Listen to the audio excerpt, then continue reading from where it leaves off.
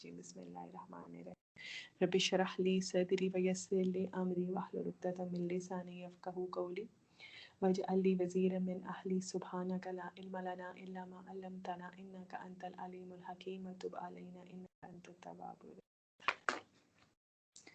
ہم پڑھ رہے تھے اللہ تعالیٰ کے بندوں کے بارے میں کہ اللہ تعالیٰ کے بندے کیسے ہوتے ہیں، اور پھر ہم نے اس میں پڑھا کہ وہ کہتے ہیں ربنا اننا، یہ دعا کتنے لوگوں نے یاد کر لی؟ تو بڑی آسان دعا تھی، ربنا اننا آمنا۔ پڑھتے ہیں تحیات ادعوے شریف کے بعد نماز میں اکثر۔ جی سب لوگ پڑھتے ہیں۔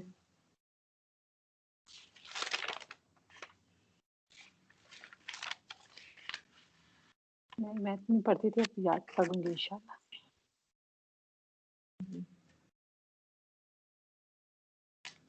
اور صادقین کو انڈرسٹینڈ کیا تھا اچھے طریقے سے؟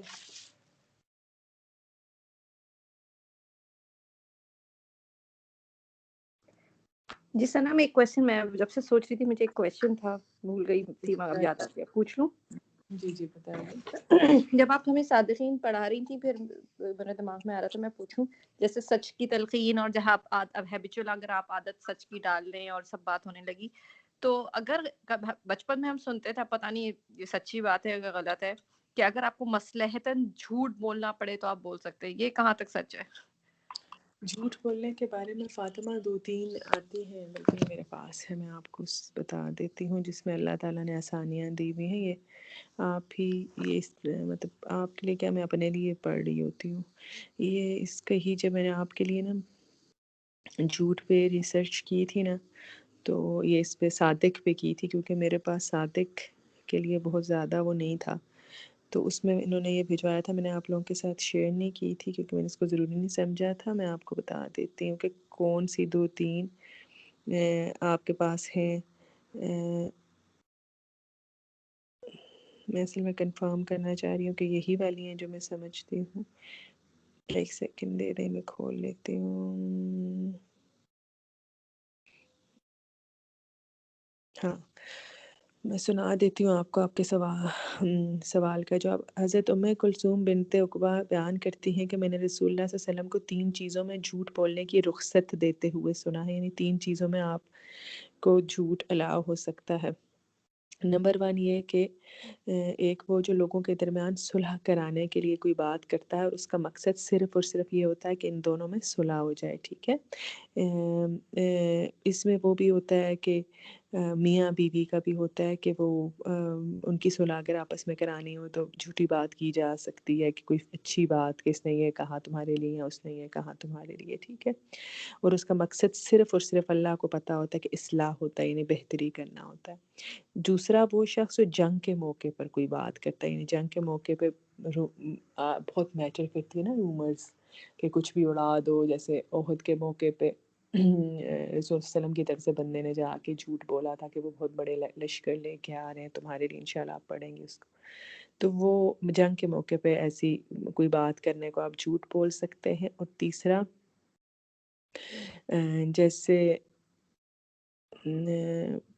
اس میں انہوں نے تو یہ لکھا ہے وہ شخص جو اپنی بیوی سے کوئی بات کرتا ہے اور بیوی خامد سے کوئی بات کرتی ہے، اس میں یہ ہوتا ہے، اس کی ڈیٹیل نہیں ہے، لیکن جو میں نے اس کے پہلے پڑھا ہوا تھا کہ جیسے اگر جھگڑا پڑنے والا ہو میاں اور بیوی میں آپس میں، تو اس میں کوئی بات جیسے کسی نے کوئی اپنے فیملی کو کوئی سپورٹ کر دیا، بیوی نے یا شوہر کو، تو اس معاملے میں نے پہلے یہ چیز پڑھی ہوئی ہے، اس میں کلیئر نہیں ہے، لکھا ہوا ہے جو شخص اپنی بیوی سے کوئی بات کرتا ہے اور بیوی حامد سے کوئی بات کرتی ہے، تو اس میں جھوٹ کی مجھے سمجھ نہیں آ رہی کیسے اس کا آتا ہے، لیکن یہ ہے کہ جو میں نے پہلے پڑھا ہوا ہے وہ یہی ہے کہ چارجر چاہیے آپ کو، لے جاؤ، جو میں نے اس کے بارے میں پڑھا ہے وہ یہی ہے کہ کوئی جن سے نا میاں بیوی میں جھگڑا پڑنے کا اندیشہ ہو، یعنی کوئی ایسی بات بیوی شوہر کے بارے میں کی ہو اس نے، اور شوہر نے بیوی کے بارے میں کی، اور جب ان سے انویسٹیگیٹ کیا جائے تو جھگڑا پڑنے کا اندیشہ ہو آپس میں نا، تو وہ اس بارے میں پھر آپ جھوٹ بول سکتے ہیں۔ ان 3 چیزوں میں جھوٹ الاؤ ہوتا ہے۔ ہاں یہی ہے میرا خیال ہے، یہی 3 چیزیں جن میں جھوٹ 2 بھی پوائنٹ تو رکھتی صرف میاں بیوی کے ہی ہو گئے۔ جی بالکل، اور تیسرا صلح کرانے کے لیے آپ جھوٹ بول سکتے ہیں۔ ٹھیک ہے، اس قسم کی بہت سی باتیں بنی ہوئی ہیں، ایسا جھوٹ بولیں جس سے کسی کا کوئی نقصان نہ ہو، یا اصل میں ہوتا یہ ہے کہ اپنے آپ کو وہ حدیث یاد ہے نا جو میں نے کوٹ کی تھی کہ انسان جھوٹ بولتا رہتا ہے، بولتا رہتا ہے، بولتا رہتا ہے، یہاں تک کہ وہ اللہ کے آگے کاذب لکھ دیا جاتا ہے، اور ایک شخص سچا بولتا رہتا ہے، بولتا رہتا ہے، اور صراط مستقیم پہ چڑھ جاتا ہے، اور وہ سچا بن جاتا ہے، اور رسول اللہ صلی اللہ علیہ وسلم کی وہ بات کے مومن سب کچھ ہو سکتا ہے لیکن جھوٹا نہیں ہو سکتا۔ تو اس لیے جو ہے نا یہ پھر وہ اس سے سب سے زیادہ کلیئر تو اس چیز سے ہوتا ہے کہ اب وہ ماں نے بچے کو ہی بلایا تھا نا، اب چھوٹا ٹاڈلر ہوگا کوئی اس طرح سے کہ آؤ میں تمہیں ایک چیز دوں، اور وہ جب آیا بچہ تو انہیں کھجور دی، تو رسول اللہ صلی اللہ علیہ وسلم نے ایکسپلین کیا کہ اگر تمہیں کھجور نہ دیتی تو یہ جھوٹ شمار ہوتا، پھر یہ کہا کہ جو کسی کو مذاق میں ہنسانے کے لیے جھوٹ بولے اس کا کتنا گناہ ہے۔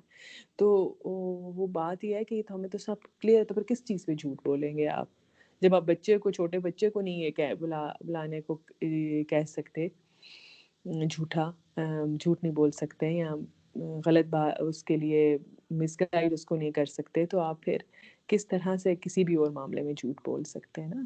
تو یہ تو ایک کریکٹر ہوتا ہے، صادق کا جو کریکٹر ہوتا ہے نا، وہ ایک کریکٹر ہوتا ہے، وہ جھوٹ سے بہت بے چین ہوتا ہے، اور یہ تقویٰ کی جو میں نے اپنی زندگی میں پرسنلی فیل کیا نا، جو پہلی علامت ہوتی ہے وہ جھوٹ سے بچنا ہوتی ہے۔ جس انسان کے اندر جھوٹ آ جائے نا تو سمجھے گڑبڑ شروع ہو گیا، اور دوسری امانت میں خیانت، جو صادق اور امین رسول اللہ صلی اللہ علیہ وسلم کے دو القاب تھے نا۔ تو یہ اس لیے اور پھر آپ کس میں بولیں گے؟ آپ مجھے بتائیں نا، اس سے زیادہ کوئی اور چھوٹی بات ہو سکتی ہے کہ آپ بچے کے ساتھ بھی جھوٹ نہیں بول سکتے؟ سمجھ آ گئی فاطمہ؟ سنم جی الحمدللہ۔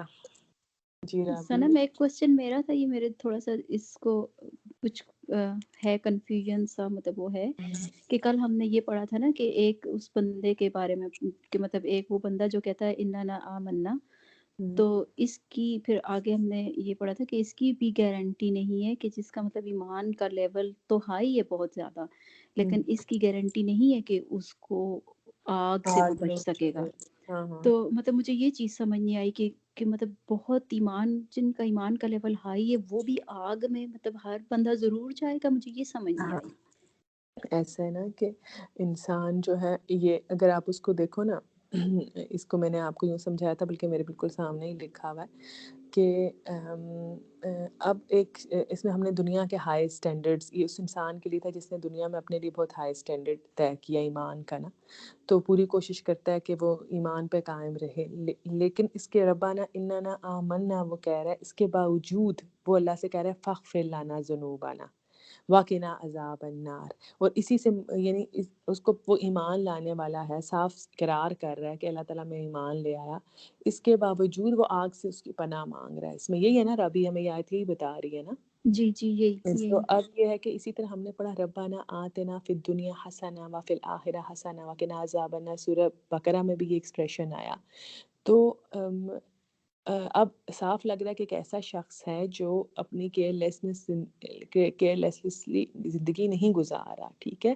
پھر اس کے علاوہ آپ اس کو اور بھی ایک جگہ سے یہ بات ثابت ہوتی ہے رابی، جہاں پہ اللہ تعالیٰ یہ کہتے ہیں کہ اے ایمان والو بچاؤ اپنے آپ کو اور اپنے اہل کو آگ سے، جس کا ایندھن جی یہ بھی آپ نے پتھر اور بتایا تھا۔ انسان ہے، ٹھیک ہے۔ تو اب یہ اس کا مطلب یہ ہے کہ ایمان کا جو لیول ہوتا ہے نا وہ بڑھتا گھٹتا رہتا ہے، ٹھیک ہے۔ اگر آپ آج پہ ایمان، آج آپ، اور اس میں آپ کو اگلی جو ہے نا آیت جو اب ہم اس کا اگلا پڑھنے لگے ہیں وہ اسی کی کنٹینیوٹی ہے، اس میں آپ کو اور زیادہ کلیئر ہو جائے گا کہ اگر آج میں پڑھا رہی ہوں آپ کو، یا آپ میرے سے پڑھ رہے ہیں، تو اس بات کی کوئی گارنٹی نہیں ہے کہ کل میں اور آپ کا جو اس وقت ہماری پیک ہے ایمان کی، اللہ تعالیٰ کی توفیق سے، کہ کل یا پرسوں بھی ہم اس پیک پر قائم رہیں گے۔ بڑے بڑے نیک علماء جو ہے وقت کے ساتھ ساتھ کسی پریشر میں آ کے ایمان کے درجے سے ہٹ جاتے ہیں۔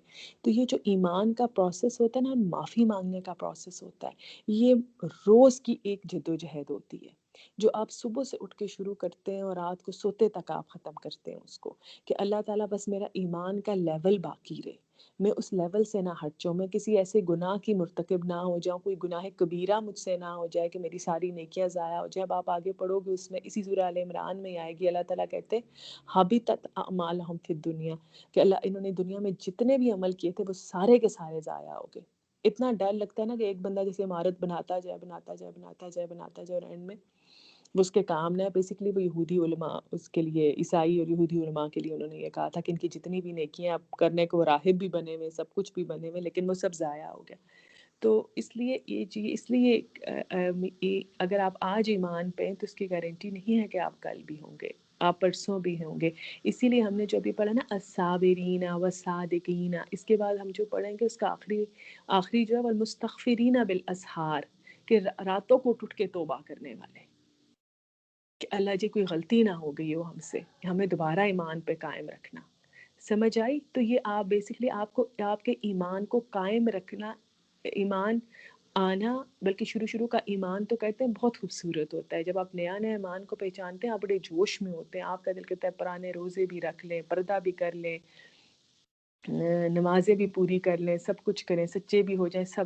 لیکن آہستہ آہستہ ٹائم گزرتا جاتا ہے نا، جب آپ ایک ہی اس پہ ایفرٹ کرتے جاتے ہیں، پھر دنیا کے پریشرز، اولاد بڑی ہوتی ہے، اولاد کے پریشرز، ادھر ادھر کے اتنی زیادہ وہ ہوتے ہیں کہ آپ جو ہے نا کہیں نہ کہیں گیو اپ آپ سے نہ ہو جائے. تو یہ ایک کنٹینیو پروسیس ہے جس میں آپ کو تھرو آؤٹ اللہ سے جڑے رہنا ہے اور وہی کے ساتھ جڑے رہنا ہے. پھر قرآن آپ کو سیدھا کرتا ہے. پھر اسی لیے میں آپ کو بار بار کہتی ہوں نا، قرآن کی جتنی آیات یاد ہوتی ہیں جیسے یہ والی، وہ پھر میں نے آپ کو بتایا کہ جب آپ کبھی دنیا کی ٹیمپٹیشنز میں جائیں تو آپ یہ والی آیت پڑھیں، یہ آپ کو بالکل ٹھیک کر دیتی ہے کہ یہ کیا، یہ تو زین للناس ہے اور حب و شہوات ہے، مجھے اس سے کیا لینا دینا. تو پھر آپ جب قرآن سے ان ٹچ رہیں گے تو پھر آپ ٹھیک رہیں گے، ان ٹچ نہیں رہیں گے تو کچھ پتہ نہیں ہے. اور ایون سم ٹائمز تو ان ٹچ رہتے ہوئے بھی پاؤں پھسلتے دیر نہیں لگتی نا. تو سمجھ آئی رہا ابھی؟ تو یہ جی بیسکلی جزاک ایمان اللہ، کو قائم جزاک رکھنے اللہ، والا بہت اچھے سے آپ نے، اور اس کو بہت اچھے سے پہلے بھی کیا ہوا تھا، لیکن یہ والا کوسچن مجھے یہاں سے، یہ والی چیز نا مجھے پوائنٹ ڈرا رہا تھا بہت زیادہ، تو اس وجہ سے میں نے کوسچن کیا. جزاک اللہ. جوایاک. اچھا، اب ہم آگے پڑھتے ہیں. اس کے بعد اللہ تعالیٰ کہتے ہیں الصابرین والصادقین والقانتین، اور اطاعت گزار. اچھا، اب ہم دیکھتے ہیں کہ قانتین کیا، قانت کا ورڈ آپ نے کہاں پڑھا ہے؟ کیا یہ ورڈ کہیں پہلے پڑھا ہوا ہے؟ دعائے قنوت اسی سے شاید ہے نا.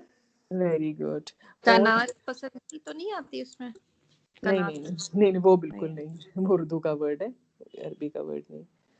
کنات، سورہ بقرہ میں بھی پڑھا تھا نا ویری گڈ. قانتون. ہاں بس میں یہی سننا چاہ رہی تھی کہ آپ میں سے کون بیٹا وقوموا للہ قانتین. کون سی آیت نمبر تھی یہ سنا؟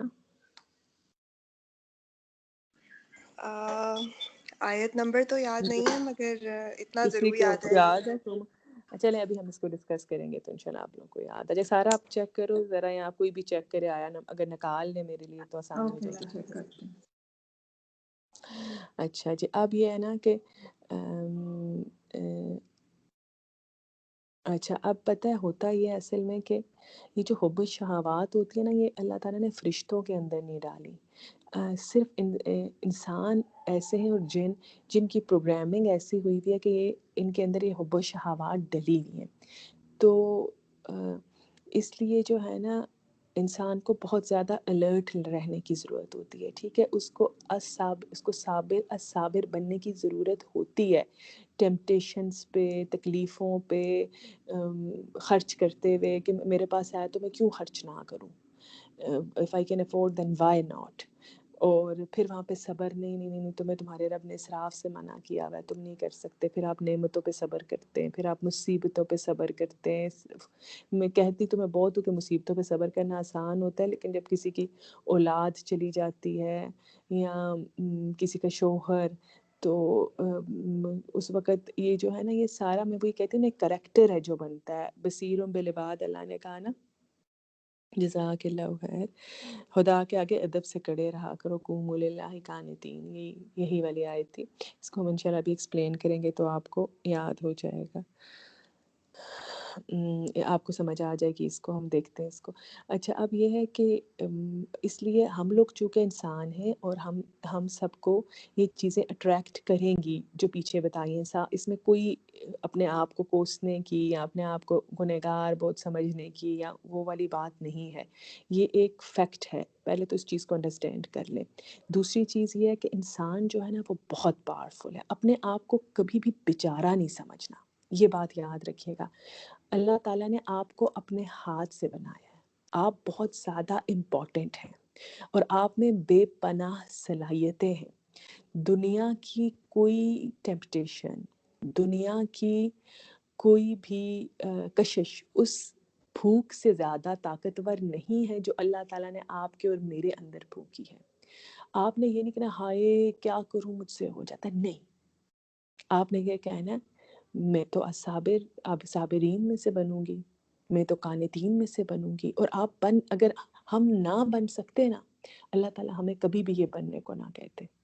اللہ نے ہمیں انسان کو ہم ہمیشہ کہتے ہیں انسان اشرف المخلوقات ہے، انسان سارے مخلوقات سے اعلیٰ. ہم پہ اللہ تعالیٰ نے فخر کیا. اللہ تعالیٰ نے کہا میں بنانے لگا ہوں. آپ نے سورہ بقرہ میں پڑھا تھا ایک زمین میں اپنا خلیفہ.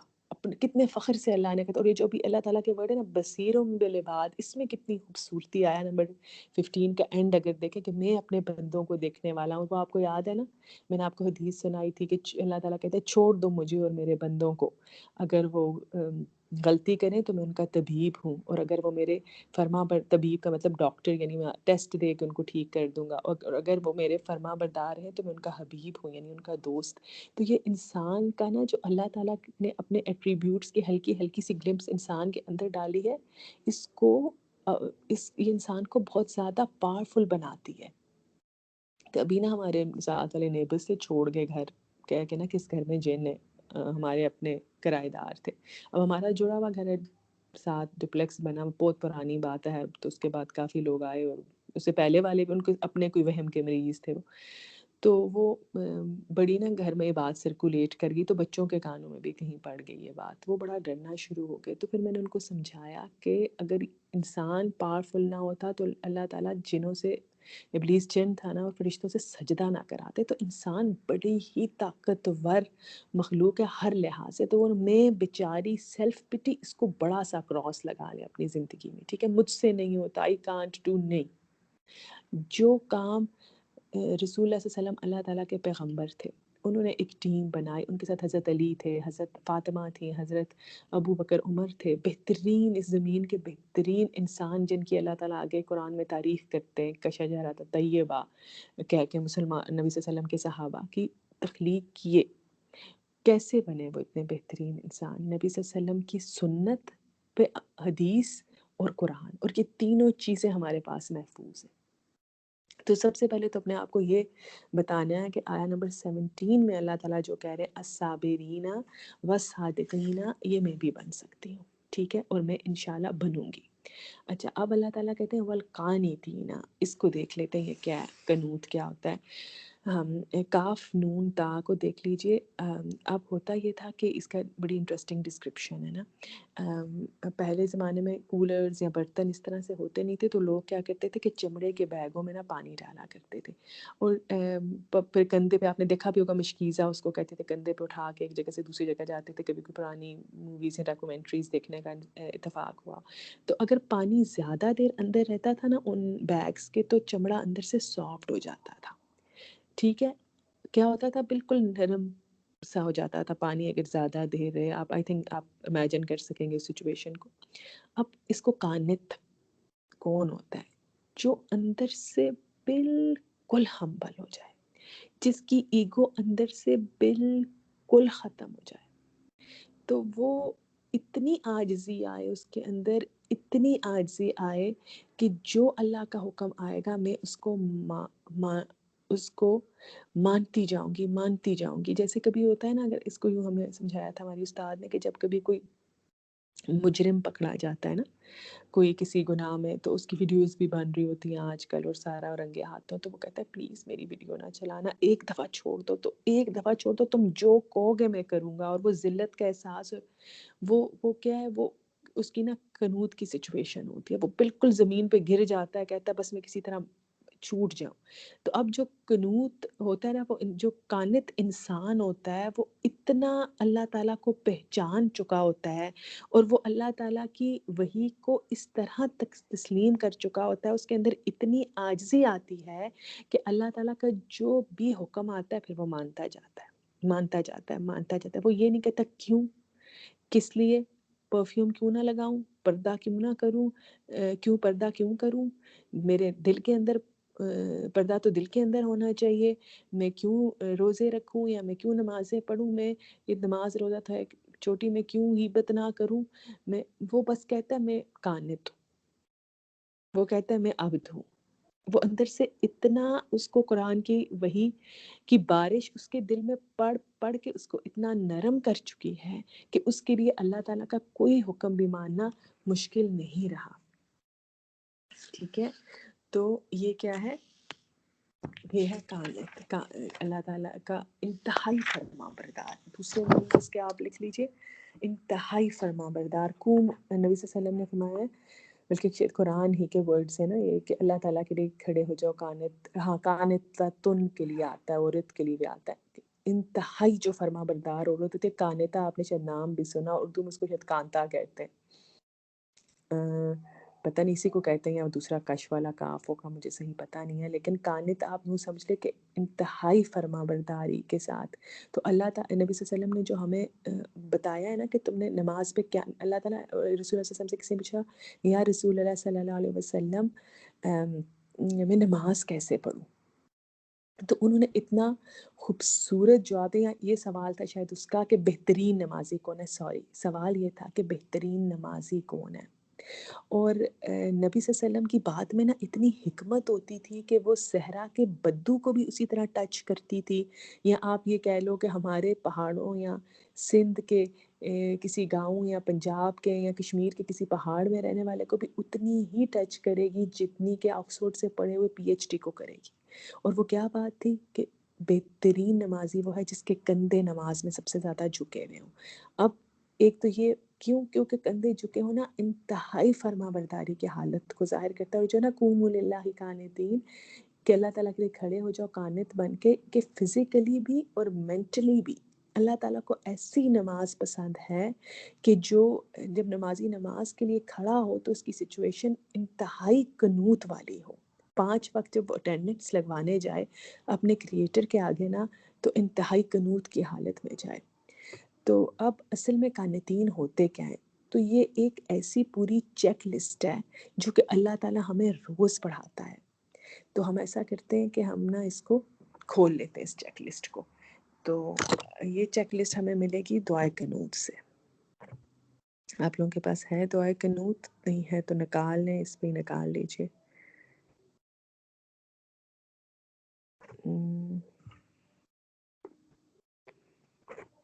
ताकि आप लोगों को भूले ही ना। आती तो सबको होगी ना, किस सबको आती है ना, जो हम बचपन से पढ़ते आए हैं।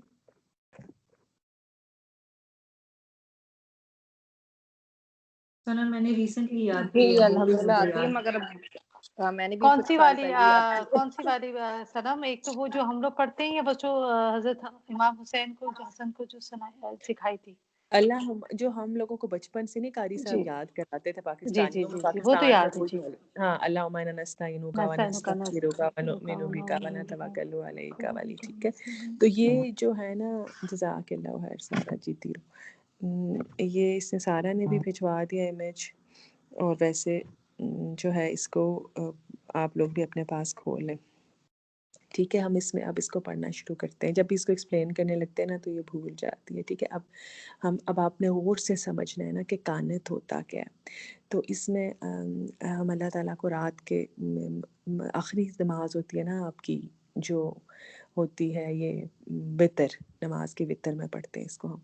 तो उसके बाद अमूमन ये होता है कि नमाज नहीं पढ़ी जाती, फिर फजर ही होती है। तो हम रात को सोते हैं अल्लाह ताला के सामने ये सारे इकरार करके, और ये कानित की दुआ है बेसिकली, ठीक है। इसीलिए इसको दुआए कनूत कहते हैं, ठीक है।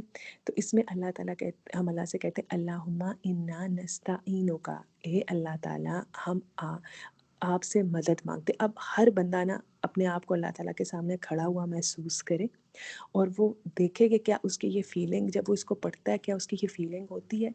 अच्छा, अब मैं क्या कह रही हूँ, मैं अपने आप को रखती हूँ, मैं अल्लाह ताला को कह रही हूँ, ए मेरे अल्लाह, मैं तुझसे ही मदद मांगती हूँ। अच्छा, अभी थोड़ी देर पहले ही मैंने दुआ कनूत शुरू करने से पहले यही दुआ मांगी थी। मैंने कहा था इय्याका नस्ताईन, अल्लाह ताला हम आपसे ही मदद मांगते हैं।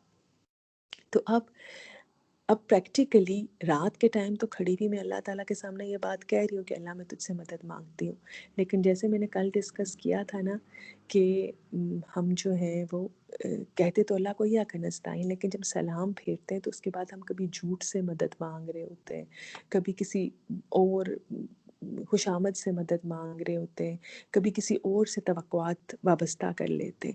تو دعائے قنوت ایک قانت بندہ جو ہے وہ اللہ سے وہ سچ مچ صرف اللہ تعالیٰ سے مدد مانگتا ہے، ٹھیک ہے۔ اور اس کے بعد کہتا ہے کہ اچھا اب اس میں نا آپ دیکھو ایک چیز مسنگ ہوگی، اس کی ایک ایلیبوریٹڈ فارم بھی ہے جو اس میں مسنگ ہے، میں آپ کو وہ بتا دیتی ہوں، اتنی مشکل نہیں ہے، آپ لکھ لیجئے وَنَسْتَحْدَيْک، ٹھیک ہے۔ بے شک آپ اس کو جیسے آپ نے لکھا ہے نستا اینو کا، اسی طرح نستا ہدیک، ہاتھ دو آنکھوں والی پہلے نستا لکھے اس کے بیچ میں، اور اس کے بعد ہدیک، میں تجھ سے ہی ہدایت، تیری ہدایت مانگتا ہوں۔ ایک طرح سے یا کا نعبدو یا کا نستعین کی ہی اپوزٹ ورژن ہو گیا، ٹھیک ہے۔ جیسے لکھا ہوا ہے نستا، اسی طرح لکھ کے اس کے بعد ہدیک، اللہ تعالیٰ میں تجھ سے ہدایت مانگتی ہوں، ٹھیک ہے۔ تو اب میں اللہ تعالیٰ سے، میں نے رات کے ٹائم میں کھڑی ہوں اور میں اللہ تعالیٰ سے یہ کہہ رہی ہوں کہ اللہ تعالیٰ میں صرف آپ سے ہدایت مانگتی ہوں۔ میں اللہ کے آگے اقرار کر رہی ہوں کہ اللہ تعالیٰ دنیا جتنے بھی ٹولز بتا دے، جتنے بھی کامیابی کے طریقے بتا دے، یا جو بھی راستے مجھے دکھائے، میرا راستہ صرف تیری طرف سے آتا ہے، ٹھیک ہے۔ یہ ایک قانت بندہ کہہ رہا ہے، ٹھیک ہے۔ اس کے بعد وَنَسْتَغْفِرُکَ، اللہ تعالیٰ ہم تجھ سے ہی مغفرت مانگتے ہیں، یعنی اب معافی مانگتے ہیں۔ اب نا بڑی انٹرسٹنگ بات ہے، مجھے یہ بتائیں کہ معافی کون مانگتا ہے؟ معافی وہ مانگتا ہے نا کہ جو اپنے منہ سے یہ کہتا ہے کہ میں اگر کہتی ہوں ابھی سارا مجھے معاف کر دو، تو اس کا کیا مطلب ہے کہ میں نے کوئی غلطی کی ہے جس وجہ سے میں سارا سے معافی مانگ رہی ہوں۔ تو جب میں گلٹی ہونا، تو اب جب میں اللہ تعالیٰ سے یہ کہہ رہی ہوں نا رات کے اندھیرے میں کہ اللہ تعالیٰ میں تجھ سے معافی مانگتی ہوں، اپنے منہ سے کہہ رہی ہوں، تو اس کا پیچھے کیا بات چھپی ہوئی ہے کہ اللہ تعالیٰ سارا قصور میرے میاں کا نہیں ہے، یا میری نند کا نہیں ہے، یا میری ساس کا، یا میری فلاں دوست، یا میری فلاں باس، یا میرے فلاں اس کا نہیں ہے، اللہ تعالیٰ قصور میرا بھی ہے۔ پاپا کہتی ہوتی کچھ ڈنڈیاں تو میں نے بھی ماری ہوئی ہے نا۔ تو میں جب کوئی بچہ بھی نا اپنی ماں کو کہتا ہے امی پلیز مجھے معاف کر دے، تو ماں ضرور کندھے سے پکڑ کے پوچھتی ہے کہ تم نے کیا کیا ہے۔ تو جب میں یہ پڑھتی ہوں نا، میں چونکہ قانت ہوں، اللہ تعالیٰ مجھے کر دے، تو جب میں یہ پڑھتی ہوں نا کہ وَنَسْتَغْفِرُکَ، تو میں اللہ تعالیٰ سے اپنے ذہن میں اپنی وہ ساری، میں اپنے ذہن میں اپنی وہ ساری غلطیاں گن رہی ہوتی ہوں جو میں نے پورے دن میں مانگی ہوئی ہیں، کی ہوئی ہیں۔ اچھا پھر اس کے بعد وَنُؤْمِنُ بِكَ وَنَتَوَكَّلُ عَلَيْكَ۔ اچھا اب جو ہوتا ہے نا، اچھا اس کو سوری ایک پوائنٹ رہ گیا، اس کو اور سمجھ لیں۔ سورہ ملک میں ہم پڑھتے ہیں نا کہ فَاعْتَرَفُوا بِذَنبِهِمْ فَسُحْقًا لِأَصْحَابِ السَّعِيرِ۔ آپ لوگوں میں سے کتنے لوگ پڑھتے ہیں سورہ ملک رات کو؟ جی ہاں پتہ ہے نا، وہ قبر میں روشنی کرتی ہے، کتنے لوگ اندازن میں بول دیں تاکہ مجھے تسلی ہو جائے کہ سب کو یہ آیت آتی ہے یا نہیں۔ اچھا یہ تو میجورٹی کو آتی ہوگی، نماز نہ پڑھنے گئے ہوں۔ اچھا ہاں سنم پڑھتے ہیں، چلیں اور الحمدللہ۔ مجھے لگتا ہے نماز کے لیے یہ تو بڑی امپورٹنٹ تھی سورہ دعائے قنوت میں، چاہ رہی تھی کہ آئندہ جب آپ لوگ دعائے قنوت پڑھیں تو آپ قانت ہو کے ہی پڑھیں اس کو۔ چلو اللہ جس کو اللہ تعالیٰ سنوانا چاہے۔ اچھا پھر اس کے بعد اللہ تعالیٰ کے اس میں نا ہم کہتے ہیں، اللہ تعالیٰ کو کہتے ہیں نا فَاعْتَرَفُوا بِذَنبِهِمْ فَسُحْقًا لِأَصْحَابِ السَّعِيرِ۔ اللہ تعالیٰ نے سورہ ملک میں یہ بات کی کہ وہ اعتراف کریں گے اپنے گناہوں کا، اور پھر اللہ تعالیٰ کہتے ہیں سُحْقًا لِأَصْحَابِ السَّعِيرِ، سُحْق کہتے ہیں دور ہو جائے، نبی صلی اللہ علیہ وسلم بھی کہیں گے نا سُحْقًا لِأَصْحَابِ، یعنی کہنا مار ہے سمجھو آگ والوں کے لیے، یا دوری ہے آگ والوں کے لیے، ایک مطلب اپنے سے اللہ تعالیٰ دور کرتے ہیں ان کو، کہ اب وہ کیا، اب اس وقت اللہ تعالیٰ کے سامنے اللہ تعالیٰ کہہ رہے ہیں کہ قیامت والے دن فَاعْتَرَفُوا بِذَنبِهِمْ، کوئی انسان یہ کہے گا ہی نہیں کہ اللہ تعالیٰ میں نے یہ غلطی نہیں کی۔ ہر انسان یہ بات مانے گا کہ اللہ تعالیٰ میں نے یہ غلطی کی ہے، مجھے معاف کر دے، مجھ سے یہ غلطی، ہاں اس کے پاس یارہ ہی نہیں ہوگا، ہاتھ گواہی دے رہے ہوں گے، پاؤں گواہی دے رہے ہوں گے، تو پھر اللہ تعالیٰ کہیں گے فَسُحْقًا لِأَصْحَابِ السَّعِيرِ۔ تو اس دن گناہوں کا اعتراف کرنے سے کیا یہ بہتر نہیں ہے کہ ہم ہر رات کھڑے ہو کے اللہ تعالیٰ کے سامنے گناہ کا اعتراف کر لیں، تاکہ جب ہم قیامت والے روز اللہ تعالیٰ کے سامنے پیش ہوں تو اللہ تعالیٰ ہو سکتا ہے ہماری اس احساس کی وجہ سے، ہمارے اس معافی مانگنے کی وجہ سے ہمارے گناہوں کو معاف کر چکا ہو۔ تو فَنَسْتَغْفِرُكَ، اللہ تعالیٰ ہمیں اس دنیا میں ہی معاف کر دے، ہمارے گناہوں کو اس دنیا میں ہی ڈھانپ دے۔ پھر قانت کیا کہتا ہے؟ وہ کہتا ہے وَنُؤْمِنُ بِكَ وَنَتَوَكَّلُ عَلَيْكَ، اللہ تعالیٰ ہم تجھ پر ہی ایمان لاتے ہیں اور ہم تجھ پر ہی بھروسہ کرتے ہیں۔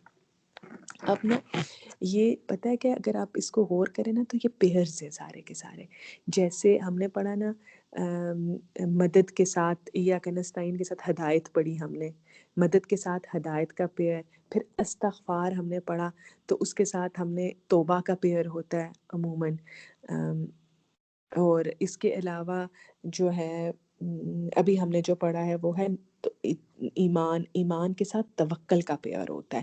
توکل جو ہوتا ہے، توکل اللہ تعالیٰ کے پہ بھروسے کو کہتے ہیں، توکل ایمان کا پھل ہوتا ہے، اپنے آپ کو ٹٹولیں۔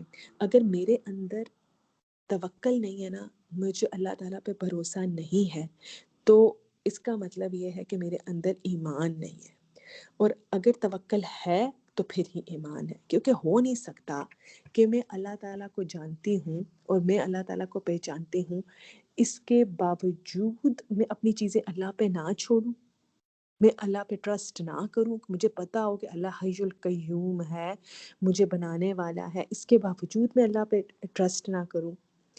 ایک ان کے بارے میں آتا ہے، ایک بزرگ کے بارے میں نا، تو کہ لوگوں نے ان سے پوچھا کہ آپ ہمیشہ بہت فریش رہتے، کیسے آپ کے چہرے پہ ہمیشہ بڑی فریشنس ہوتی ہے، آج تک کبھی آپ کو غمگین نہیں دیکھا؟ تو انہوں نے آگے سے یہ جواب دیا، بڑا ہی خوبصورت ان کا جواب تھا، وہ کہنے لگے کہ مجھے شرم آتی ہے اس بات پہ کہ میں اللہ کو جانتا ہوں، اللہ کو پہچانتا ہوں، اور پھر میں اپنے مسئلے کے حل کے لیے اللہ سے ایکسپیکٹ نہ کروں، اللہ پہ توکل نہ کروں۔ مجھے تو کوئی مسئلہ ہی نہیں لگتا، کیونکہ مجھے پتہ ہے میرے پاس تو ایک اللہ ہے جو میرے ہر مسئلے کو حل کرے گا۔ تو توکل کیا ہوتا ہے؟ وہ ایمان کا پھل ہوتا ہے، اسی لیے ایک جو مومن ہوتا ہے نا، وہ کبھی بھی خودکشی نہیں کر سکتا، یہ بات یاد رکھیے گا۔ اس کو پتہ ہوتا ہے کہ اس کے پاس ایک اللہ ہے جو اس کے مسائل کا حل ضرور نکالے گا، اگر اس دنیا میں نہیں نکالے گا تو جب وہ مر کے اللہ کے پاس جائے گا تو وہاں پہ اس کے لیے جنت لیے بیٹھا ہوا ہے۔ تو بس توکل کس پہ کرنا ہے؟ اللہ پر، اپنی علم پہ نہیں کرنا، اپنے علم پہ ٹرسٹ نہیں کرنا، اپنی اسکل پہ ٹرسٹ نہیں کرنا، اور انٹرسٹنگلی 10-15 لاکھ کے جوڑے پہ اس کے ٹرسٹ نہیں کرنا جو دلہن شادی پہ پہنتی ہیں۔ اللہ تعالیٰ چاہے گا تو بہترین نبھے گی، اللہ تعالیٰ نہیں چاہے گا تو بہترین نہیں نبھ سکے گی، 9-10 لاکھ کا جوڑا کیا کرے گا۔ تو اس کے بعد اللہ تعالیٰ کہتے ہیں وَنُؤْمِنُ بِكَ فَنَتَوَكَّلُ عَلَيْكَ وَنُثْنِي عَلَيْكَ الْخَيْرَ، اور اللہ تعالیٰ ہم تیری اچھی تعریف کرتے ہیں۔ اب نثنی کا ورڈ ثنا سے ہے نا، کہ اللہ تعالیٰ ہم تیری تعریف بیان کرتے۔ اچھا، اب اس بات تو یہ ہے کہ اللہ ثنا کے قابل تو ہے ہی اللہ تعالیٰ کی ذات، جو انسان میری تعریف کرتا ہے نا وہ جھوٹا ہوتا ہے، صاف بات ہے۔ یا میں اگر کسی کی تعریف کرتی ہوں نا تو میں جھوٹی ہوتی ہوں، کیوں؟ کیونکہ تعریف تو ہے ہی اللہ تعالیٰ کی۔ میرے پاس دی ہوئی ہر چیز، میرا ہر سکل، میری شکل، میری ابیلٹیز، میری دولت، میری اولاد، میرے ماں باپ، میری پرسنالٹی، ہر چیز اللہ تعالیٰ تو نے دی ہے۔ وَنُثْنِي عَلَيْكَ الْخَيْرَ، اور اللہ تعالیٰ ہم تیری بہترین تعریف کرتے ہیں، اللہ تعالیٰ سب تعریفیں ہیں ہی تیرے لیے۔ اور نا میں نے ایک چیز اور سیکھی ہے پچھلے دنوں، 2-3 دن پہلے میں نے یہ بات سیکھی کہ کوئی ہماری کوئی تعریف کرے نا تو ہم کہتے ہیں نا الحمدللہ الحمدللہ، اس کے بدلے اردو میں کبھی کہا کریں سب تعریف تو ہے ہی اللہ تعالیٰ کی، تو زیادہ ذرا دل سے ادا ہوتا ہے۔ تو یہی بات ہے وَنُثْنِي عَلَيْكَ الْخَيْرَ، اللہ تعالیٰ ہم تیری ہی ثنا بیان کرتے ہیں۔ وَنَشْكُرُكَ وَلَا نَكْفُرُكَ، اور ہم تیرا ہی شکر ادا کرتے ہیں اور ہم ناشکری نہیں کرتے۔ شکر کیا ہے؟ بیسکلی شکر یہ ہے کہ اللہ تعالیٰ کا، اللہ تعالیٰ تو نے جتنی نعمتیں دی مجھے، فار ایگزامپل اللہ تعالیٰ تو نے مجھے آنکھیں دی تاکہ میں اس سے تیری نشانیوں کو، تیری آیات کو سمجھوں، تیری آیات کو دیکھوں، اس لیے اللہ تعالیٰ تو نے مجھے آنکھیں نہیں دی کہ میں جو ہے ٹی وی پہ شاہ رخ خان کو دیکھ لوں، देखूँ और फिर देख के खुश हूँ, या मैं टॉम क्रूज़ को देखूँ या और दूसरे हीरोज़ को देखूँ और तूने जो नज़रें झुकाने का हुक्म दिया उसको पूरा ना करूँ। तो अगर मैं करूँगी ना व नश्कुरु का, तो मेरा शुक्र झूठा होगा इन आँखों का। अगर मैं अल्लाह ताला की इन नेमतों को उस तरह से यूज़ नहीं करूँगी जिस तरह से अल्लाह ने दी है। आपको पता है अल्लाह ताला का जो नाम है ना, मुनइम कहते हैं नेमतें देने वाला। आपको अगर 99 नेम्स आते हैं तो उनमें आपने देखा होगा बड़ा ही खूबसूरत नाम है मुनइम। तो जो मोमिन होता है ना, वो मुनइम की मर्जी के खिलाफ उसको नाराज करने के लिए उसकी नेमतों को यूज़ नहीं करता। हज़रत सुलेमान अलैहिस्सलाम ने जब उनके आता है कुरान में, दोनों इंटरेस्टिंगली उनकी शुक्र से रिलेटेड बड़ी आयत है, क्योंकि अल्लाह ताला ने उनको दिया हुआ इतना ज़्यादा था, उसको इतना ज़्यादा नवाजा हुआ था हज़रत सुलेमान अलैहिस्सलाम को कि वो मुख्तलिफ़ तरीके से ना अल्लाह ताला ने मुझे इसलिए ये नेमत दे रखी है ताकि वो देखे कि मैं शुक्र अदा करता हूँ या मैं नाशुक्री करता हूँ। या फिर उसके अलावा अल्लाह ताला ने मुझे अपने बहुत सारे बंदों अल्हम्दुलिल्लाहिल्लज़ी फ़ज़्ज़लना अला इबादिल मुस्लिमीन, अपने बहुत सारे बंदों में फ़ज़ीलत दी है अल्लाह ताला ने मुझे। तो वो उनका ना शुक्र करने का ऐसा तरीका था। तो जो मैं और आप हैं, हम अल्लाह ताला के अब थे और वो हमारा मुनइम है। तो अगर मैं उनकी दी हुई मर्ज़ी के ख़िलाफ़ उनकी नेमतों को यूज़ करूँगी और फिर मुँह से कितना ही शुक्र अदा कर लूँ, तो ये इसका सही इस्तेमाल नहीं होगा। इसका ना बहुत खूबसूरत तरीके से समझाया था मेरी उस्ताद ने। उन्होंने यूँ समझाया पूरी स्टोरी में ना, उन्होंने बताया कि एक दफ़ा ये हुआ कि मेरे हस्बैंड मेरे लिए एक लंदन का जो सबसे महंगा स्टोर है, सारा क्या नाम है उसका, देखो नाम ही भूल गया। सेल्फ्रिजेस, हैरिट्स। हाँ, बिल्कुल, हाँ, हैरिट्स का कह रही थी। वहाँ से वो मेरे लिए एक कोई ऊन होती है, शायद आप लोगों को पता हो, मुझे उसका नाम भूल गया, जो खरगोश की खाल से बनती है एक ऊन ना, जो बहुत महंगी होती है। उसकी बनी हुई कहते हैं स्वेटर, कहती है मैं शुरू से उनसे माँग रही थी तो वो मेरे लिए लेके आए वो। तो कहती हैं कि जब वो लेके आए तो रात को पहुँचे थे, स्वेटर दी उन्होंने बड़ी खुशी से मुझे, और कहते हैं कि जब वो सुबह उठे तो ये हुआ कि मेरी जो मेड थी उन्होंने बाहर देखा कि वो पोंचा लगा रही है ना, तो उन पे बम गिर पड़ा जब उन्होंने देखा कि वो उसी स्वेटर से पोंचा लगा रही थी जो वो मेरे लिए वहाँ से हैरिट से इतनी महंगी लेके आए थे। तो कहते तुम्हारा दिमाग ख़राब हो गया, ये तुम किस चीज़ से पोंचा लगा रही है? तो वो आगे से कहने लगी कि हाँ साहब जी, पोंचा खराब होया सी ते मैं बाजी नूं कहा कि मैनू चंगा जा स्वेटर लंडे तो ला दो कि मैं पोंचा ला देवां, तो उन्हें मैनू दे दिता। तो वो कहने लगी कि मैंने तो ये लंदन से लाया था, तुम लंडे की बात करती हो। अब क्या आप खुद सोचें कि वो उसके बाद क्या हुआ होगा। लेकिन उन्होंने हमें ये समझाया कि ये तुम अल्लाह ताला की दी हुई नेमतों के साथ करते हो। जब अल्लाह ताला की दी हुई आँखें, जो अल्लाह ताला को पहचानने के लिए अल्लाह ताला कहते हैं देखो मेरी निशानियाँ, दिन में देखो मेरी निशानियाँ, रात में देखो, दरिया में देखो, पानी में देखो, समंदरों में देखो, अपने आप में देखो। और मैंने तुम्हें क्या-क्या नहीं दिया, ज़मीन को देखो मैं उसमें से कैसे बीज निकालता हूँ, कैसे पौधे निकालता हूँ जिसको तुम खाते हो। तो ये तुम जब हम अल्लाह ताला की दी हुई नेमतों को, चाहे वो हाथ-पाँव है, चाहे वो दौलत है, चाहे वो औलाद है, शौहर है, उसको अल्लाह ताला की नाफ़रमानी में खर्च करते हैं, तो ये बिल्कुल उसी तरह होता है जिस तरह के वो एक इंतहाई महँगी स्वेटर का आप पोंचा बना दें। ये तो एक छोटी-सी मिसाल है। अल्लाह ताला का दिया हुआ बेहतरीन टैलेंट यूट्यूब पे चढ़ा दिया। अल्लाह ताला की दी हुई बेहतरीन एबिलिटीज़, पेंटिंग की किसी के पास सलाहियतें दी तो उसने न्यूड पेंटिंग्स बनानी शुरू कर दी। तो आप तब अल्लाह ताला की नेमतों का शुक्र अदा करते हैं जब आप अल्लाह ताला की दी हुई नेमतों से अल्लाह को राज़ी करते। वरना बड़ा सा ह्यूज घर बनाया और उसके ऊपर लिख दिया हाज़ा मिन फ़ज़्ल रब्बी, और उस पता है ना इसकी दूसरी आयत क्या, ये अल्लाह का फ़ज़ल है ताकि वो देखे कि मैं उसका शुक्र अदा करता हूँ या नाशुक्री करता हूँ। तो अल्लाह ताला के या अगर सारे सब कुछ एक्सप्लेन कर दे, ये इतना मसला हुआ, आगे से कोई शुक्र अदा करें, आपके पास इतनी आसानी। हाँ, शुक्र तो मैं बहुत करती हूँ। नहीं, तो जब मैं ये कहती हूँ, एक कानित जब रात को कहता है ना वनश्कुरुका वला नकफुर, तो वो क्या कह रहा, वो इसी तरह से अल्लाह ताला की दी हुई नेमतों को इस्तेमाल करता है और फिर अल्लाह ताला का शुक्र अदा कर रहा होता है। अच्छा, फिर उसके बाद वनहलउ वनतरुकु मन यफजुरुक, जो तेरी नाफरमानी करे उससे हम मुकम्मल तौर पे अलहदगी इख्तियार कर लेते हैं, ایسا ہوتا ہے کہ اللہ تعالیٰ ہم ایسی پارٹیز میں ایسی کمپنیز میں نہیں جاتے جہاں پہ اللہ تعالیٰ آپ کی نافرمانی ہو رہی ہو. کیا میں نے چھوڑ دیا ایسی کمپنیز کو یا ایسی جگہوں کو؟ تو ہمیں اللہ تعالیٰ یہ بات کر کے میں ایسی کمپنی ایسے لوگوں کو چھوڑ دیا اللہ تعالیٰ جہاں ہم اللہ کی نافرمانی کرنے پہ فورس ہو جاؤں. تو یا اس کو اگر آپ دوسرے الفاظ میں سمجھو تو آپ کو بہت آسانی رہے گی. یہ جو نخلعو کا ورڈ ہے نا، خلا سے ہے. خلا یاد ہے ہم نے پڑھا تھا کس کو کہتے ہیں؟ علیحدگی اختیار کرنے کو. تو یہاں پہ ہم کہہ رہے ہیں اللہ تعالیٰ ونخلعو، اللہ تعالیٰ ہم چھوڑ دیں گے اس کمپنی کو جو کہ تیری نافرمانی کرتی ہو. مکمل طور پہ اللہ تعالیٰ ہم علیحدہ ہو جائیں گے اس سے.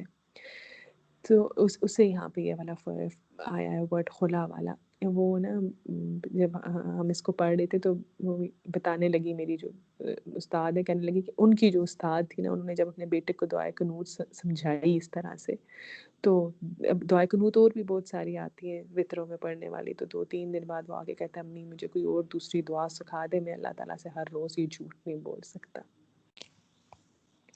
تو اللہ تعالیٰ ہمیں صحیح والا کانت بنائے اور جھوٹ بولنے والا نہ بنائے. وَنَخْلَعُ وَنَتْرُكُ مَن يَفْجُرُكَ. پھر ہم کہتے ہیں اللہم، اے میرے اللہ، ایاک نعبد، ہم صرف تیری عبادت کرتے ہیں، وَلَکَ نُصَلِّ، تیرے لیے ہی نماز پڑھتے ہیں، وَنَسْجُدُ إِلَيْکَ. اور اب دیکھیں نماز بھی ہو گئی، عبادت بھی ہو گئی، پھر سجدے کا الگ سے ذکر آیا. اصل میں جو سجدہ ہوتا ہے نا، وہ عبادت کی پیک ہوتا ہے. جیسے کسی پہاڑی کی چوٹی ہوتی ہے نا، اس طرح عبادت کی پیک سجدے.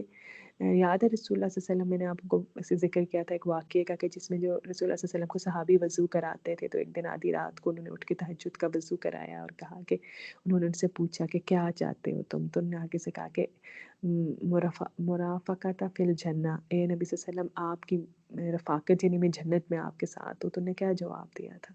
انہوں نے یہ نہیں کہا تھا ماں میں یہ لے تو بخشا گیا، جیسے آج کل پیر کہتے ہیں یہ تیری جنت پکی.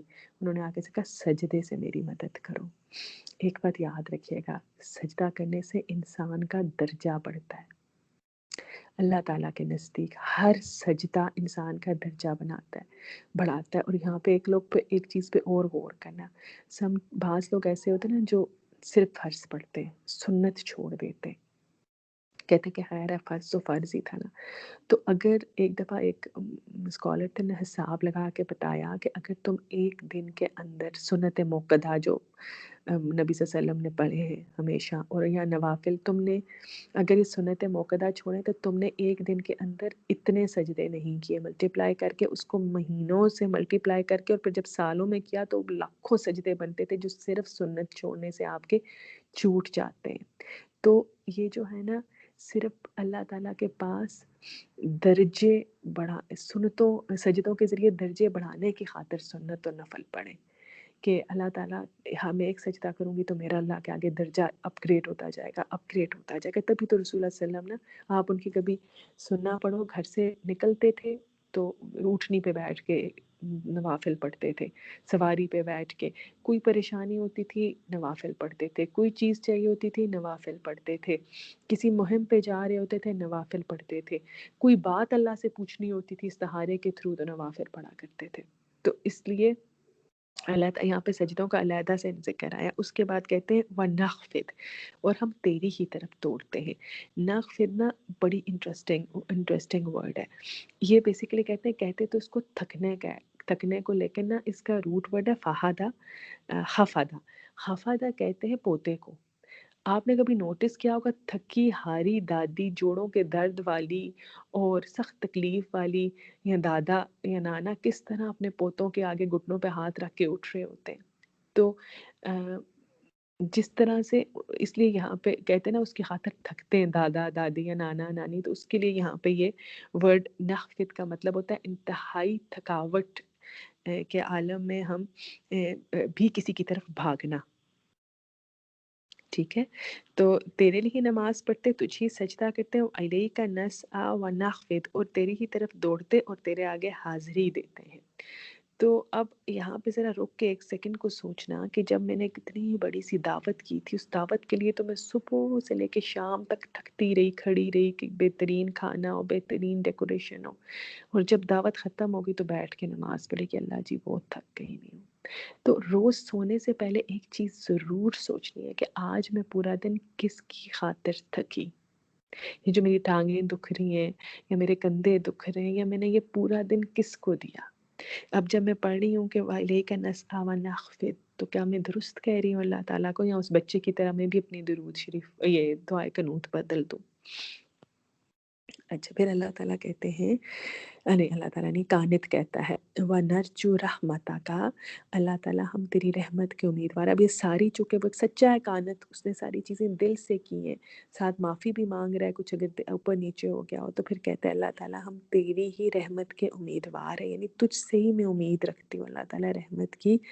وَنَخْشَىٰ عَذَابَكَ وَإِنَّ عَذَابَكَ بِالْكُفَّارِ مُلْحِقٌ، اللہ تعالیٰ میں جو ہے نا یا حیو یا قیوم رحمتک استغیث، بس سمجھے وہی ہے کہ ہم تیری رحمت کے امیدوار ہیں اور ہم ڈرتے ہیں اللہ تعالیٰ، ہم ڈرتے ہیں عذاب سے، تیرے عذاب سے۔ کانت جو ہوتا ہے وہ یہ نہیں، اندر سے اتنا ہمبل ہو چکا ہوتا ہے اللہ تعالیٰ کی ایک ایک حکم کو مان کے، اس کے باوجود وہ یہ سپوز نہیں کرتا کہ وہ بخشا گیا ہے، وہ ڈرتا ہے۔ اللہ تعالیٰ ہمیشہ جب بھی، ابھی ہم آگے بھی پڑھیں گے والمستغفرین بالاسحار کے میں، کہ رات کو جو اٹھنے، جتنی دفعہ اللہ نے ذکر کیا کہا ہے کہ وہ رات کو اٹھ کے اللہ تعالیٰ کے، اس میں بھی آپ پڑھیں گے کہ اللہ تعالیٰ کے حضور استغفار کرتے، یا دوسرے الفاظ میں کبھی بتایا کہ اللہ تعالیٰ سے جہنم سے پناہ مانگتے۔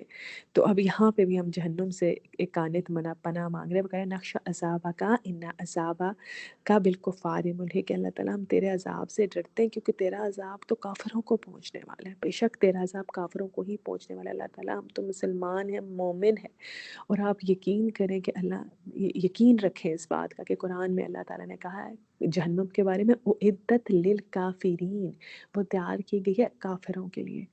جہنم میرے اور آپ کے لیے اللہ نے نہیں بنائی۔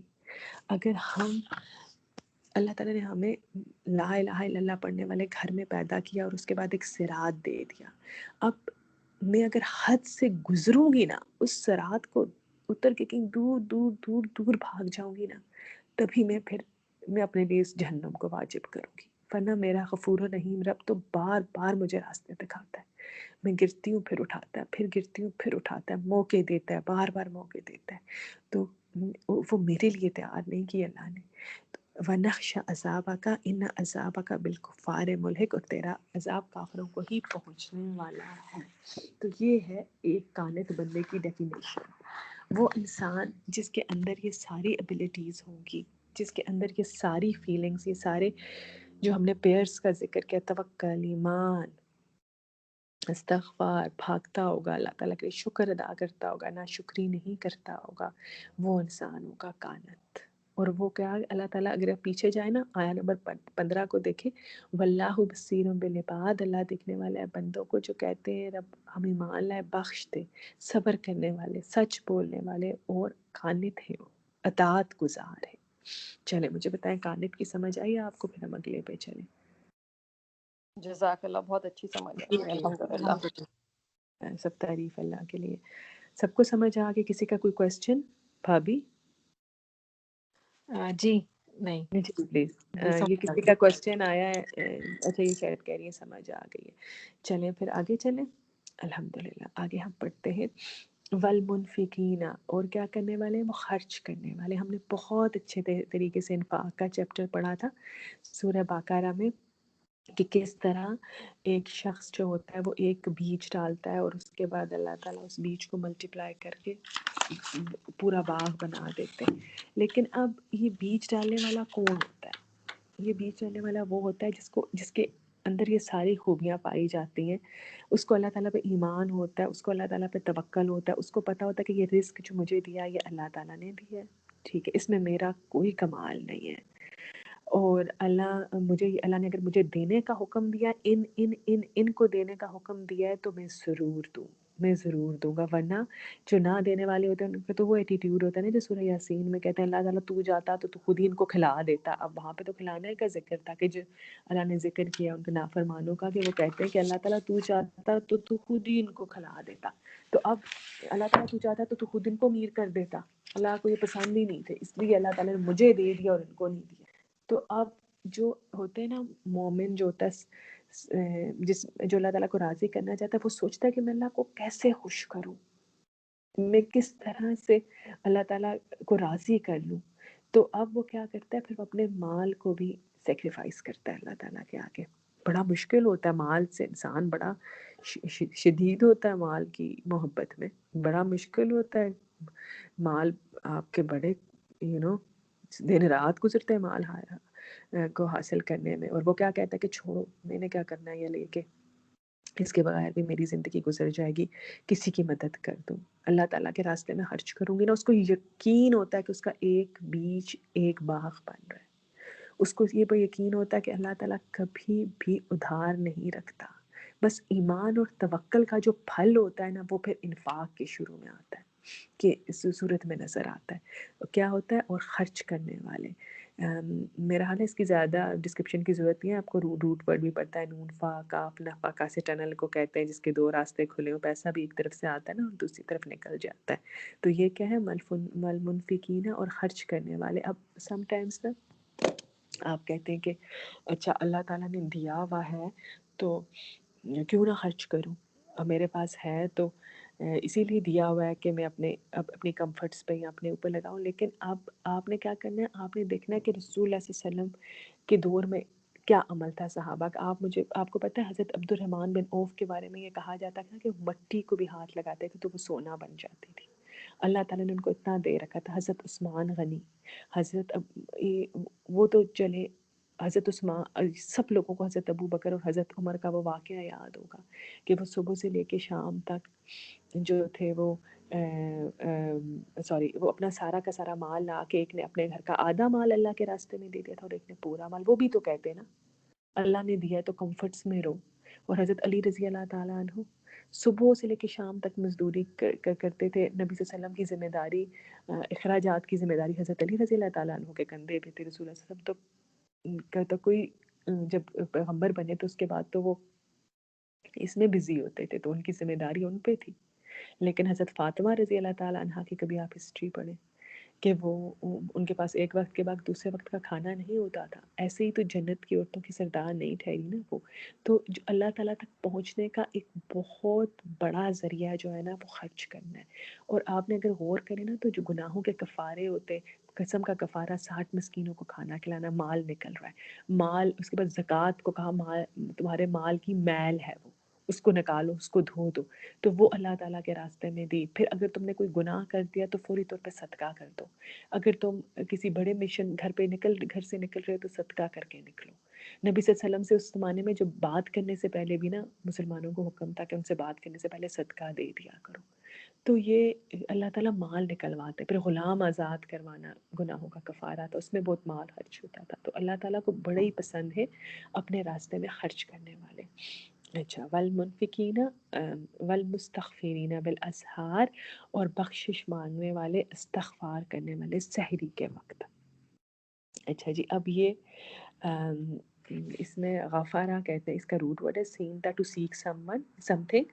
آپ ایسے باب میں آ رہا ہے جس میں کہ کچھ مانگنے کا میننگ پایا جاتا ہے. تو مستغفرین والے کون ہوتے ہیں؟ جو استغفار کرنے والے ہوتے ہیں. اور اللہ نے ایک خاص وقت کو یہاں پہ مینشن کیا، بالاسحار، وہ سحری کے وقت استغفار کرتے ہیں. اب یہ جو وقت ہے نا، اس کے اسحار، اس کے سائڈ پہ ایک سرکل بنا لیں. یہ بڑا ہی مبارک وقت ہے. شروع کی صورتوں میں آتی ہے سورہ مزمل. اس میں اللہ تعالیٰ کہتے ہیں کہ اللہ تعالیٰ تمہیں دیکھتا ہے جب تم رات کو کچھ لوگوں کے ساتھ اللہ تعالیٰ کے راستے میں سامنے کھڑے ہوتے ہو. اور یہ وقت ایسا وقت ہے جب بات بالکل سیدھی نکلتی ہے. دن کو تو تمہیں بہت سارے کام ہیں.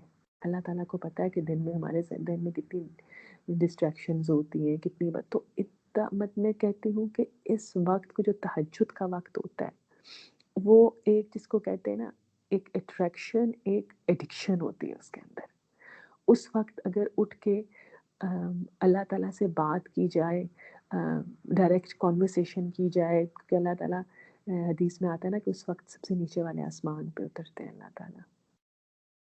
تو وہ یہ تو اس وقت اس سحری کا وقت جو ہوتا ہے اس کا خاص طور سے ذکر آتا ہے. ایک حضرت یعقوب علیہ السلام کا بھی اگر آپ پڑھیں نا تو وہ یہ کہتے ہیں کہ ان سے ان کے بچے جب اعتراف کرتے ہیں آ کے کہ اے اللہ تعالیٰ ہمارے لیے سوری پتہ نہیں آج میری زبان بہت لڑکھڑا رہی ہے، میں رب اشرح لی صدری پڑھا تھا اعوذ باللہ من الشیطان الرجیم.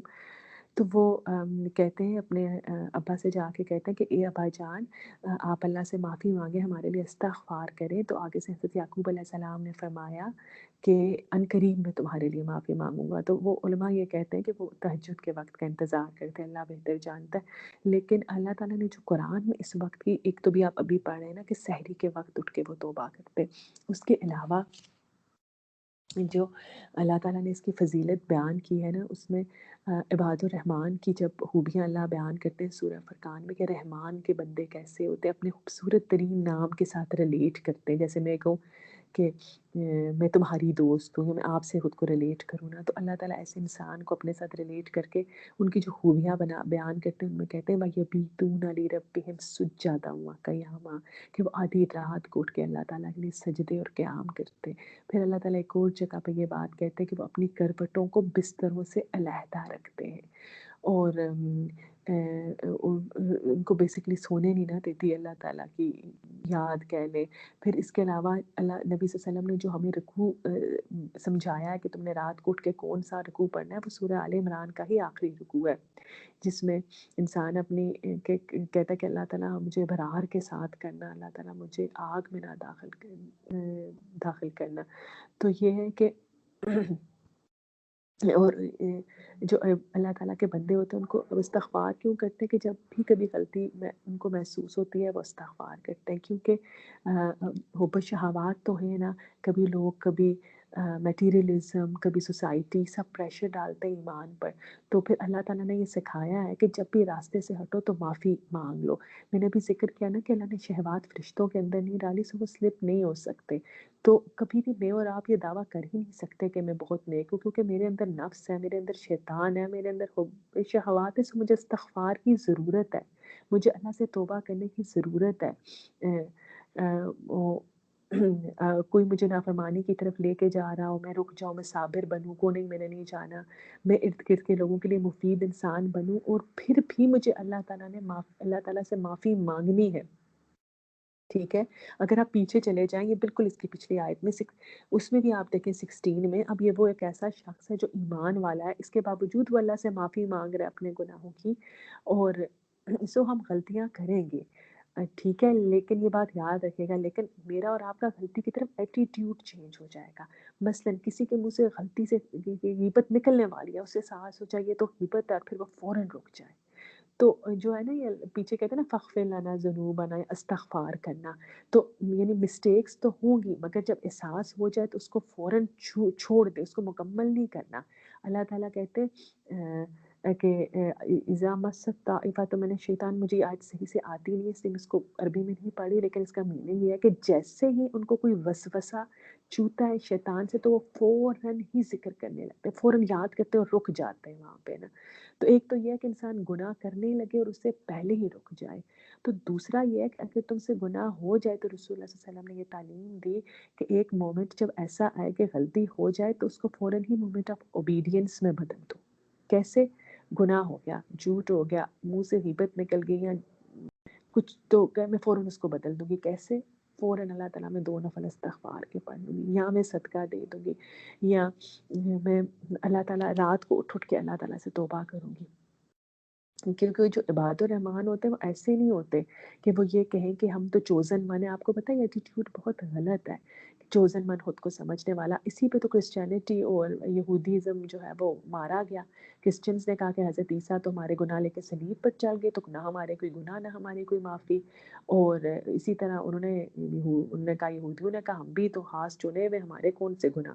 تو اپنے گناہوں کا احساس ان دونوں نے ختم کر دیا. اس لیے اللہ تعالیٰ ہمیں بار بار یاد کراتے ہیں، اور یہی اس صورت کے اینڈ میں بھی ہم پڑھیں گے، جس میں کہ وہی جو جس رکوع کا میں آپ سے ذکر کر رہی ہوں، کہ جب بھی رسول اللہ صلی اللہ علیہ وسلم کی رات کو آنکھ کھلتی تھی تو وہ سورہ آل عمران کا یہی رکوع پڑھا کرتے تھے آخری.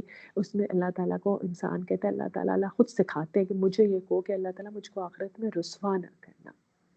اور جب ہم اٹھتے ہیں نا تو آپ کو پتہ ہی ہوگا اٹھنے کی دعا ہے، الحمدللہ الذی احیانا بعد ما اماتنا، کہ سب تعریف اسی اللہ تعالیٰ کی ہے جس نے مجھے سونے کے بعد اٹھایا. اب جب ہم آدھی رات کو اٹھیں اور یہ دعا پڑھیں تو ہم کیا کرتے ہیں اس میں؟ ہم کہتے ہیں کہ الحمدللہ الذی احیانا بعد ما اماتنا والیہ النشور، ہمیں اس کی طرف اٹھ کے جانا ہے.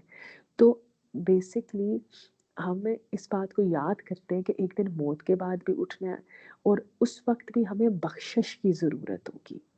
آپ سورہ یاسین میں پڑھیں نا، جس میں اللہ تعالیٰ کہتے ہیں کہ جب وہ قبروں سے اٹھائے جائیں گے وہ کہیں گے ہمیں کس نے ہماری آرام گاہوں سے اٹھا دیا. اس وقت ان کو سب سے زیادہ اللہ کے سامنے کس چیز کی ضرورت ہوگی؟ بخشش کی. تو اس بخشش کو حاصل کرنے کے لیے بہت ضروری ہے کہ اس وقت جب ہم اس کی تیاری کر لیں، رات کو اٹھیں اور رات کو اٹھ کے استغفار ابھی سے اللہ سے بخشش مانگ لیں، تاکہ اس وقت کی بخشش ہمارے لیے آسان ہو جائے. دنیا میں بھی ہمیں یہی سکھا رہے ہیں رسول اللہ صلی اللہ علیہ وسلم کہ اٹھو، دنیا میں رہتے ہوئے اٹھو اور تیاری کرو اور مانگو اللہ سے بخشش. رسول اللہ صلی اللہ علیہ وسلم نے تہجد پہ دعا پڑھا کرتے تھے، لا الہ الا اللہ وحدہ لا شریک لہ لہ الملک و لہ الحمد وہو علی کل شیء قدیر، سبحان اللہ والحمد للہ ولا الہ الا اللہ واللہ اکبر، اللہم اغفر لی، اللہم اغفر لی، یعنی اللہ تعالیٰ تو مجھے معاف کر دے. اور کہا جاتا ہے کہ جب، ویسے تو اس دعا کی فضیلت یہ ہے کہ جب انسان آدھی رات کو اٹھتا ہے اور مانگتا ہے نا، جو بھی یہ والی دعا پڑھتا ہے، اس کے بعد جو کچھ بھی مانگتا ہے اس کی دعا فوراً قبول ہو جاتی ہے. لیکن علم رسول اللہ صلی اللہ علیہ وسلم کیا کرے، اللہم اغفر لی. تو دین جو ہے اس کی بیس یہ ہے کہ گناہ کا امکان ہمیشہ رہے گا، بس تم معافی مانگتے رہو. اور کیا ہے، تم اگر الصابر ہو تو بھی تمہیں پوزیشن ملے گی، تم صبر کرو گے. اس میں غلطی ہوئی، تم نے مستغفرین بالاسحار بننا ہے. پھر قانت تم اطاعت کے لیے تیار تھے، خرچ کرنے کے لیے تیار تھے، اور وہی سے کمیٹڈ رہنے کے لیے بھی تمہیں خرچ کرنا تھا. ہر ایمان والی تھی، تم عمل کرتی تھی، بہت نیک تھی، پھر بھی تم نے کیا بننا ہے؟ ہر وقت اپنے گناہوں کی معافی مانگنا ہے، اللہ تعالیٰ سے معافی مانگتے رہنا ہے. تو اللہ تعالیٰ ہم سب کو توفیق عطا فرمائے کہ ہم ان لوگوں میں سے ہوں جو اپنی کروٹوں کو بستروں سے الگ رکھتے ہیں اور اللہ تعالیٰ سے رات کو اٹھ کے معافیاں مانگتے ہیں اور اللہ تعالیٰ سے کے سامنے اپنے گناہوں کا اقرار کرتے ہیں. تو یہ ہوتے ہیں والمستغفرین بالاسحار، سحری کے ٹائم پہ اٹھ کے. اور یہ بہت، زندگی بہت چھوٹی ہے. ایک ٹیچر تھی، میں نے تو ہر اپنے استادوں سے ان کا ذکر ہی سنا ہے، وہ کہتی ہیں کہ وہ ہمیشہ یہ کہا کرتی تھی کہ تھوڑا کم سویا کرو، قبر میں تو جا کے اتنا سونا ہے، اتنا سونا ہے، ایک دفعہ موت آ گئی تو اس کے بعد تو سونا ہی سونا ہے. تو زندگی کو جتنا لمحات استعمال کر سکتے ہو اللہ تعالیٰ سے جڑنے کے لیے ان کو استعمال کرو. تو اللہ تعالیٰ کو بڑے ہی پسند ہے اپنی نیند کو چھوڑنے، کیونکہ وہ اس بات کو کہتے بھی ہیں اٹھنا بڑا مشکل ہے لیکن بات بڑی سیدھی نکلتی ہے. تو گرم گرم بستر چھوڑنا، آج کل تو سردی کا موسم ہے، اور پھر اس کے بعد اٹھ کے اللہ تعالیٰ سے معافی مانگنا کہ اللہ تعالیٰ تیرے لیے ہر قربانی دینے کو تیار ہے. اس کا بڑا آسان طریقہ ہوتا ہے، میں نے شاید پہلے بھی ذکر کیا کہ فجر پہ تو اٹھتے ہی ہیں، تو فجر سے آدھے گھنٹے پہلے کا الارم لگا دیں، وہ سحری کا ٹائم ہوتا ہے. آج آدھے گھنٹے بعد اٹھنا ہے تو پھر آدھے گھنٹے پہلے اٹھنے میں کیا حرج ہے. اور پھر اٹھتے ہی یہ اٹھنے کی دعا پڑھی اور پھر اس کے بعد کھڑے ہو گئے اللہ تعالیٰ کے حضور اور اللہ تعالیٰ سے معافی مانگی اپنے گناہوں کی. اور نا یہ بہترین جو آپ کی زندگی کے پرابلمز ہوتے ہیں، جو دعائیں ہوتی ہیں، ان کے لیے بھی مانگنے کا، معجزات مانگنے کا بہترین ٹائم ہوتا ہے. ایک دفعہ میری ہماری قرآن کلاس میں ہوتی تھی، ایک وہ کہنے لگی کہ میں نے جا کے ذکر کیا کہ میں جس طرح سے اپنی بیٹی کے لیے کسی کے لیے بہت پریشان تھی، تو وہ کہتی ہے کہ کیا تم نے اس کے لیے رات کو اٹھ کے اللہ سے مانگنا شروع کیا ہے؟ تو کہتی ہے میں نے آگے سے کہا نہیں، تو کہتی ہے پھر تو تم پریشان نہیں ہو. اگر تمہیں اس کی فکر ہوتی تب ضرور رات کو اٹھ کے اللہ سے اس کو مانگتی. تو وہی بات جو میں روز آپ کو کہتی ہوں کہ ہمیں اللہ دین کی چراغ کی ضرورت نہیں ہے، ہمارے پاس اللہ دین کا چراغ موجود ہے. اللہ تعالیٰ سے دعا اور اللہ تعالیٰ کے سامنے رات کو اٹھ کے یہ پڑھا بتایا نا میں نے آپ سے کس دعا کے بعد جو بھی دعا آپ مانگیں گے وہ آپ کی قبول ہوگی. تو یہ تھی ہماری یہ والی آیت نمبر 17 سورہ آل عمران. کسی کا کوئی کوشچن ہے تو بتا دیجیے.